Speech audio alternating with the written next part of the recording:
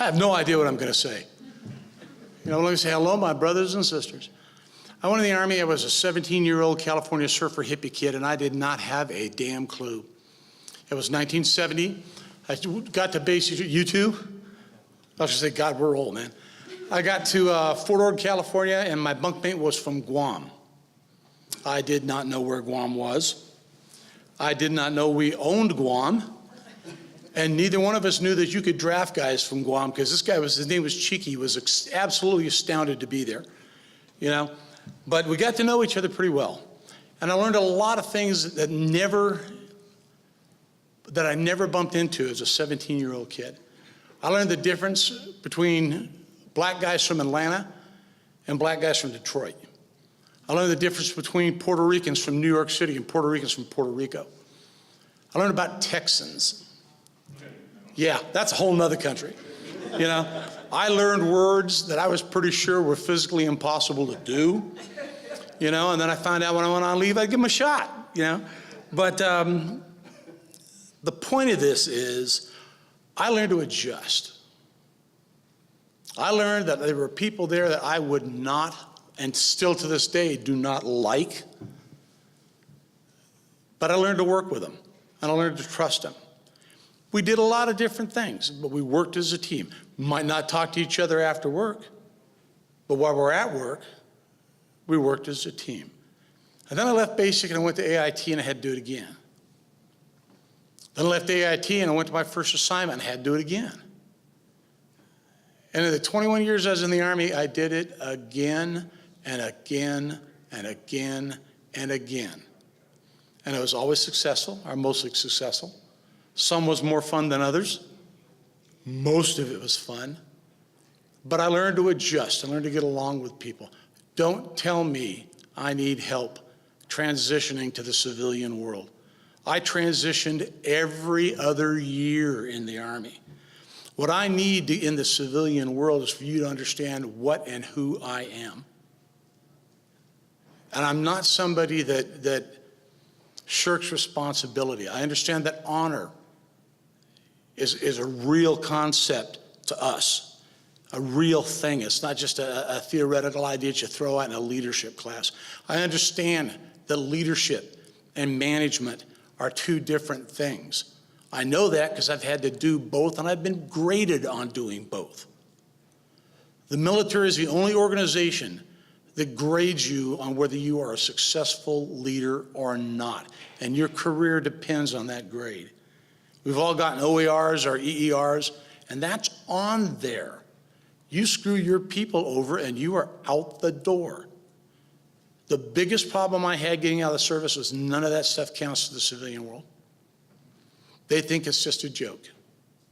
You talk about doing the honorable thing, they say, yeah, okay, sure, right. They look at people as replaceable parts. When somebody screws up, they replace the part. When I try to work with the individual, when you guys try to work with the individual, that's looked at as a waste of money. Just replace the person and get another one in there. That's not how you develop people. And I did this for a living. And I was moderately successful. And then I get out and I'm told, well, what have you got for experience? And I'll lay that out to them. Your experience, you're wearing yours on your shirt. You know exactly what you can and cannot do. And what you can do is a lot bigger than what you can't do. And they say, no, what about real work experience? That's what I got told in a job interview at a school in Utah. What about real work experience? The problem we are going to have as a culture, as a veteran culture, is until we get to the point where civilians look at us as people with things that they need rather than people that need help, we are not going to get anywhere. And I disagree with you. I think it was you that said we're going to make our hits in the political side bit by bit. I think there were 15 veterans elected to Congress this time. I'm not a politician. I'm just not a smooth talking guy, and that would not work. But everybody here knows somebody who is, who can get things done, who can collaborate. You tell them to get their ass into politics, Because until they're there, until they can understand that they're making leadership decisions for the country rather than management decisions, we aren't going to get anywhere as a country. We in this room, look around you. Look at the skill sets and the experience in this room. There isn't a slouch in here. How is that not, well, okay, except for you, yeah. How is that not valuable? Let's talk about human resource skills. I don't know this guy. I just insulted him. But we've all been down that road, and we know that thing. And we've got that thing in common, so we could do that, and no one's looking for a safe space. No one feels insulted. I ran the Veteran Support Center here at the university for 5 years. Guys would walk in, not know a soul, and in 10 minutes they were insulting each other's mother and talking about, you know, anything they want to talk about. And it was fine because we knew it wasn't meant. We wasn't trying to hurt anybody's feelings.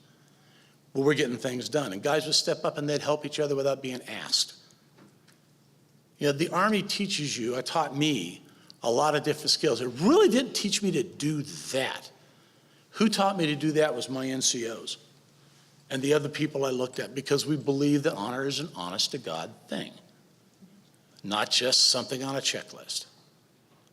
So to wrap this up, if you know people that can get out and get involved in the way the country is run, tell them to get out and get involved. If you're one of those people, if you're young and you want to do that stuff, get out and do that, because you can do it in one election cycle. We put 18 guys in Congress this time. What are we going to do next time? We need more Tammy Duckworths. I don't agree with Tammy politically, but I'd loan her money. I'd buy her a beer, because that's what we do for each other. And then we'd argue about politics and drink the beer. But there's too much going on here that we have skill sets that can address that we're not being allowed to use. So I encourage you to step up and get that done. Or have somebody who is comfortable doing that kind of junk step up and get that done. And let's move forward with that. Thank you.